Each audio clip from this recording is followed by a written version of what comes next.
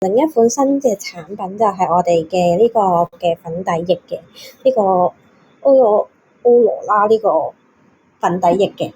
咁呢個粉底液咧係日本出產嘅粉底液嚟嘅，咁有呢個奇蹟親肌柔滑粉底液嘅稱號啦。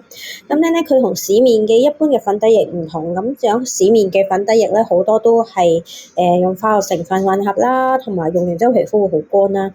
但我哋呢一隻嘅粉底液咧就唔係啦，佢係有呢個蜂蠟喺入邊嘅，可以有滋潤度係極高嘅，可以修復皮膚。同埋有淨化抗菌嘅作用，咁樣就揭起嚟俾大家睇下。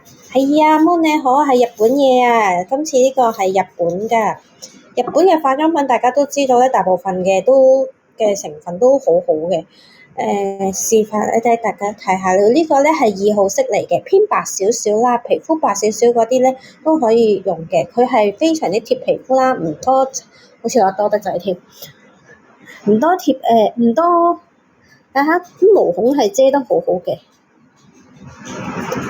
用喺手度咧，我隻手偏黑咧，佢就會突然之間就見到明顯有2隻色。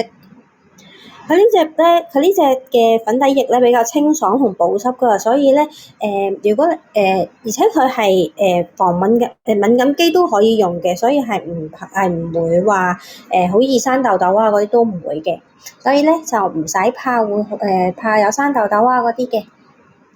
佢係比較濕啊，比較濕啲嘅，唔會好乾啦。你睇下我而家頭先搽完到而家都仲係偏係好乾爽嘅，而且佢係有一個防曬度，大家可以睇到盒嗰度有寫啦，佢係有防曬35嘅 SPF 嘅，防水防油啦，而且唔易脫妝嘅，清爽一啲都唔立嘅。睇下其實搽咗之後個皮膚都好自然㗎，顏色都好自然嘅。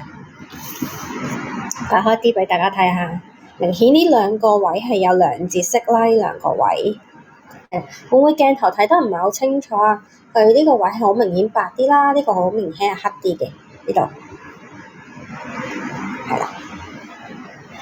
咁佢一支咧就係有30個 ml 嘅，咁粉底液嚟講一支30個 ml 其實可以用好耐噶啦，一支咁大支嘅粉底液。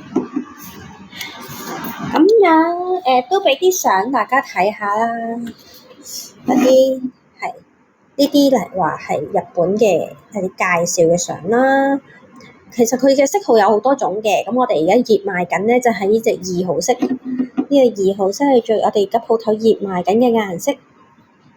有興趣咧就去我哋嘅網站嗰度睇下幾錢啦。我哋而家呢個係做緊。